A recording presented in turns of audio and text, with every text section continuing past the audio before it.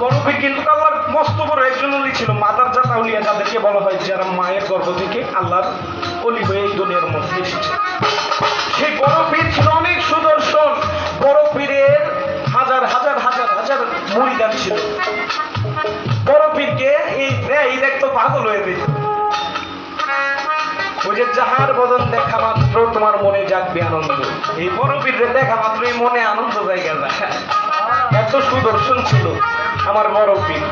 তো বড় পীর একদিন তিনি কিন্তু কোয়াজ মাহফিল করতেন। বড় পীর একদিন এক মাহফিলে যায়, দেখবেন কিছু কিছু ব্যক্তিত্ব আছে, সম্মানিত ব্যক্তিত্ব, তারা যদি কোথাও যায় তাদেরকে সম্মান জানায় সবাই। তো বড় পীর যায় দুই পাশে, বড় পীরের ভক্ত আসে, কারণ অনেক লোক দুই পাশে দাঁড়ায় আছে, ফুল দিয়ে ফুল দিচ্ছে। এক লোক বড় পীরের দিক পাশা দিয়ে একটা মাথা ঘুরে দাঁড়ায় আছে। বড় পীর লোকটাকে ডাক দিল, বাবা তুমি এখানে আসো। লোকটা বড় পীরের চেহারার দিকে চায় না বাবা, ঘটনাটা মন দিয়ে শুনেন বাবা। লোকটা বড় পীরের চেহারার দিক চায় না, নিচের দিক তাকায় বলে হুজুর আচ্ছা আমাকে সবাই সম্মান করছে, আমি কি তোমার সাথে কোনো অপরাধ করেছি? বলেন না। তাহলে বাবা তুমি যে তোমার পিছন দিকটা আমার দিক দিয়ে রাখছো, এটা কেন? আমি কি এমন অপরাধ করলাম? তখন সেই লোকটি বলে, বড় পীর আমি একজন হতভাগা ভক্ত, আমার একজন গুরু আছে, আমার একজন মনিব আছে। বড় পীর আমার মনিব দেখতে খুব কালো কুৎসিত। আমি লোকমুখে শুনেছি বড় পীর আপনি কি দেখলেই নাকি মানুষ পাগল হয়ে যায়, আপনার প্রেমে পড়ে যায়। বড় পীর আপনার এই সুদর্শন চেহারা দেখে যদি আমার গুরুকে আমি ভুলে যাই, আমার গুরুর চেহারাটা যদি আমি ভুলে যাই, বড় পীর আমার গুরু তো সুন্দর না। তাই বড় পীর আমি আপনার দিক তাকাই, আমাকে ক্ষমা করবে। বড় পীর তখন সেই লোকটাকে বলে এনে বললো, বাবা তুমি হচ্ছ প্রকৃত ভক্ত, যার যার পীর তার তার কাছে বড় পীর। আশুসা বাবার যত ভক্ত আসে কেন আছে, আশুসা বাবা তাদের কাছে পৃথিবীর সবচেয়ে বড় আল্লাহর উনি বড় পীর। রাহাত শাহ বাবা যত আসে কেন আছে, রাহাত শাহ বাবাই সবচেয়ে বড়। এইটাই বাবা নিয়ম, এইটাই নিয়ম। আপনার কথা সংক্ষিপ্ত ভাবে একটা কথার জবাব দিলাম, আরেকটা কথা বলতেন, কয় গানের মধ্যে উল্টা পাল্টা কয়ে গেছেন। আমার বাপের আমার দাদার অভাবতানে গানের মধ্যে উল্টা পাল্টা কয়, কারণ এই গান আমিও লেখি নাই, আমার বাপেও লেখে নাই, আমার দাদাও লেখে। গান লেখছে কে বাবা? সাধক রাধা বল্লভ। লেখলে সে উল্টা পাল্টা লেখছে, আমি কি উল্টা পাল্টা লিখি? সাধকের গানে এইভাবে বলা ঠিক না যে উল্টা পাল্টা বল। আপনি পয়েন্ট ধরছেন ভালো কথা, কিন্তু এইভাবে বলাটা ঠিক হয় না। এটা সাধকদেরকে ছোট করে দেখা হয়।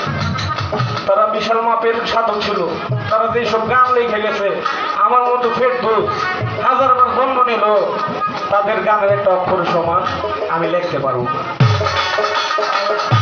তাদের গান গেয়ে বাঁচি নিয়ে তারা যদি উল্টা পাল্টা লিখতো, তাদের গান বড় বড় শিল্পীরাও গাইতো না, আর আমরাও গাইতাম।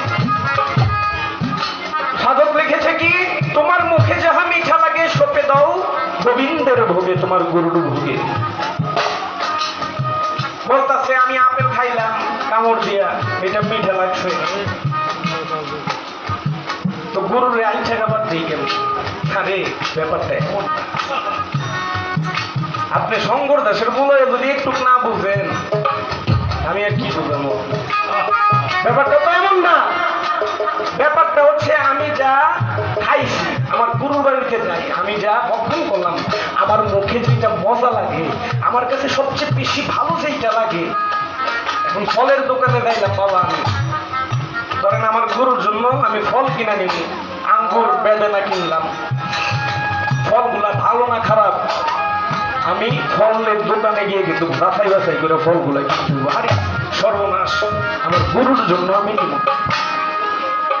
অবশ্যই ফলগুলা আমার দেখতে হইব, আমার মুখে আগে মিঠা লাগিয়েছে। তাই বললে আমার খাওয়াটা জেনে তিনি আমার আইসাটাতে গুরুরে দিব ব্যাপারটা কিন্তু তা বলে নাই না। বলছে তোমার মুখে যাহা মিঠা লাগে সপে দাও গোবিন্দে ভোগে। আমার মুখে যাহা ভালো লাগে, আমার মুখে আমার কাছে যেটা শর্ত, আরে বাবা আপনার মা বাবা দিয়ে এই বোঝাই, মা বাবার জন্য যদি সন্তান কিছু একটা বাজার থেকে কিনে সবচেয়ে ভালো জিনিসটা কি, দোকানের মধ্যে দোকানদার দেয়া বলে ভাই সবচেয়ে ভালো আপেল কোনটা দেন, দাম যত মন চায় তো দাম বেশি দেখেন সবচেয়ে ভালো জিনিসটা দেন, মিঠা জিনিসটা দেন ফলটা যেন মিঠা হয়। ব্যাপারটা সেই রকম ভাই দাদা ভাই। তবে যাক, তার প্রশ্নে যতটুকু সম্ভব মেসাল দেওয়ার চেষ্টা করলাম।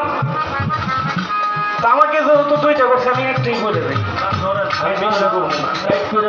গান গাইছে একবার সবুরের দেশে ভয় দেখি দম উঠিস না রে ভেসে পেয়ে যন্ত্রণা, কারোর হবে না এই ধন জীবন আর যুগ। দম দৌলতের আশা করে না এই গানটার মধ্যে কইল ভাই, আবার বিচ্ছেদ গানে টান দিয়ে দিয়ে মুখ ঘুরাইলে কইতেছে আপনারা টেকা না দেন আপনি তাই হইলেও দিয়ে মানে কি বুঝলেন আপনারা বলবেন না। আরে ভাই টাকা লাগলে ওই আমি টাকার কাছে দিয়ে রাখছি বক্সের টাকা লইয়া দেন, ওর মানুষের কাছে এমনি বুঝলেন আপনি আমার ভাই, তাই না? শিল্পী মানুষ তো কৌশলে কথা বলে। তবে যাক, সবুরের দেশে ভয় দেখি দম কষে, ভাই দম কষে যে বসবো, দমের যে সাধনটা, দমের সাধনটা কেমনি করে দিয়ে ছোট্ট একটা কথা, দমের সাধনটা কেমনে হয় করে, আমি যে দম কষে বসবো দমের সাধনটা কিভাবে করে সেই কথাটা আপনি বলে দিন। এখন কি শুধু বিচ্ছেদ গান গাবো নাকি অন্য টাইপের গান গাবো আপনার কোন?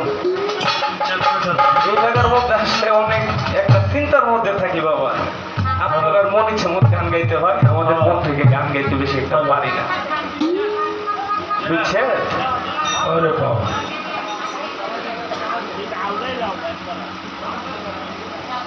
দুইটার কাছাকাছি তাইলে না।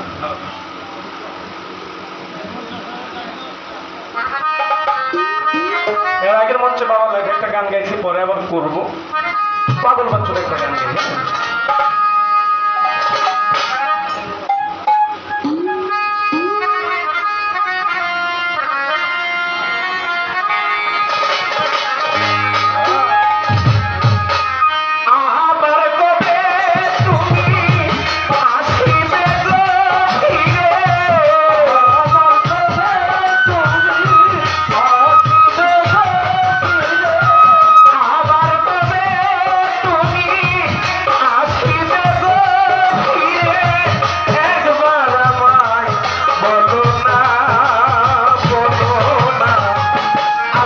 So